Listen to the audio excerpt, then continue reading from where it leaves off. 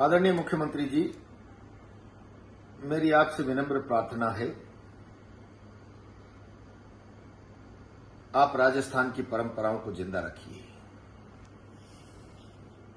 विश्वास के सेतु को मत टूटने दीजिए। इस विश्वास के सेतु पर प्रजातंत्र की सारी व्यवस्था टिकी है। मैं क्या कहना चाह रहा हूं आप समझ गए होंगे, और अगर आपको इन परंपराओं का भान नहीं है तो इसका जीवंत उदाहरण आपने अपने समक्ष प्रत्यक्ष रूप से देखा है। 25 फरवरी को राजस्थान विधानसभा का घेराव आप टलवाना चाहते थे। एक तरफ आंदोलन टले इस पक्ष को लेकर मुख्यमंत्री था, दूसरी तरफ अपने जेल में बंद बेटे के साथ न्याय हो एक पीड़ित पक्षकार का पिता था।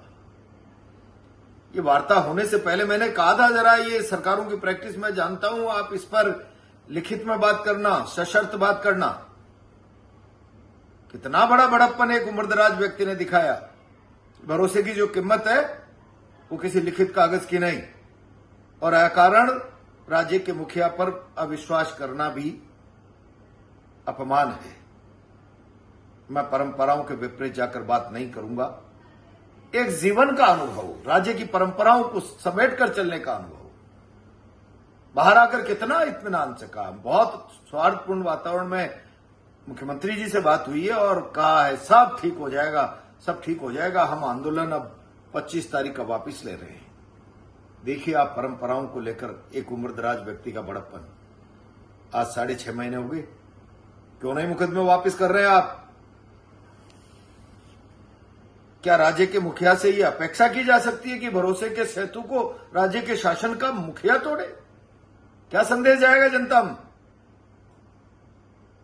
जनभावना में आप गुनाहगार साबित हो रहे हैं इस समझौते में, और अगर कोई पर्दे के पीछे दूसरा व्यक्ति खेल खेल रहा है तो मुखिया के नाते आपको दृढ़ता दिखानी चाहिए। क्यों नहीं मुकदमे वापस हो रहे हैं अब तक? और मुकदमा वापस करना सरकार का सक्षम अधिकार है भाई। आपने देखा नहीं गुजर आंदोलन में लोगों पे 302 के मुकदमे भी लगे थे, किसी एक की गिरफ्तारी हुई क्या? और आप पर भी गोपालगढ़ कांड में कितना भयंकर मुकदमा लगा था। आज मुख्यमंत्री नहीं बने हुए कि आप उसके बाद शासन आने के बाद आपने वसुंधरा जी के राज में राहत महसूस नहीं की क्या? राहत दीजिए उस नौजवान को। उत्साही नौजवान ने, कोई राजनीतिक घटनाक्रम घट गया और दुर्भावनावश कुछ लोग उसके पीछे पड़े। आप राजस्थान की परंपराओं को जिंदा रखिए। मुखिया पर भरोसा, चाहे कुछ भी हो, मैं कारण अविश्वास नहीं कर सकता। एक उदाहरण पेश किया है पीड़ित पक्षकार के पिता ने। अब आप उदाहरण आप पेश करिए। मुख्यमंत्री के पास साथ आम जन, बुजुर्ग, सीनियर सिटीजन अगर सौहार्दपूर्ण बात करता है भरोसे से, तो भरोसा बना रहे, इसकी जिम्मेदारी शासन के मुखिया की है। क्या सवाल उठाएगा राजस्थान आपकी गंभीरता पर? अपनी साख की चिंता करिए। इस प्रकरण में राजस्थान शासन के मुखिया के नाते आपको गुनाहगार की तरह देख रहा है। ये ब्रीच ऑफ ट्रस्ट हुआ एक बुजुर्ग व्यक्ति के विश्वास के साथ, और इसलिए मेरी प्रार्थना है गलत परंपरा मत डालिए। राजस्थान में लिखित अनुबंधों से ज्यादा सौहार्द और भरोसे की कीमत है। जो एक उम्रदराज व्यक्ति आपके सामने उपस्थित करके गया है समझौता वार्ता में, जरा आप उसको जिंदा रखिए। नरेश की रिहाई का प्रबंध करिए, उसके मुकदमे वापस लीजिए। अब तक कोई हलचल नहीं है मुकदमा वापसी की।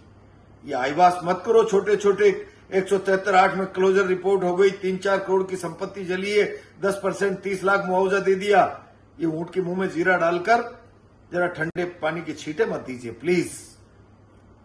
नरेश के बारे में सारा राजस्थान आपसे सवाल कर रहा है। अब उस विश्वास के सेतु को जिंदा रखना न रखना आपके जिम्मे है, पर ये सोच लेना अगर ये परंपराएं टूट गई तो राज्य के मुखिया को लेकर राजस्थान में क्या धारणा बनेगी, इसकी भी आपको चिंता करनी चाहिए। धन्यवाद।